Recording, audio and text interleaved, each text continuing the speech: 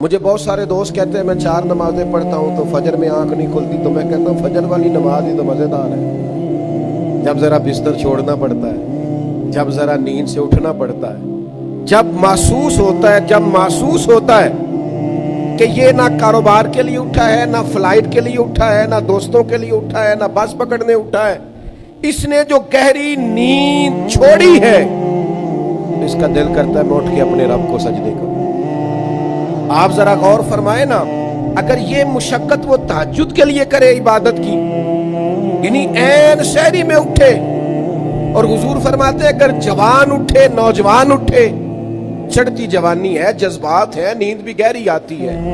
سونے کو بھی جی چاہتا ہے، سہولیات بھی ہیں، پر سارا کچھ چھوڑ کے اٹھا ہے تہجد پڑھنے کے لیے۔ تو اللہ کے پیارے رسول صلی اللہ تعالی علیہ وسلم فرماتے ہیں جوان آدمی جب تہجد پڑھنے کے لیے کھڑا ہوتا ہے نا، تو اسے دیکھ کے رب مسکراتا ہے جو اس کی شان کے لائق ہے۔ اللہ مسکراتا ہے جو اس کی شان کے لائق ہے، جو اس کی عظمت کے لائق ہے، جو اس کو شایع ہے۔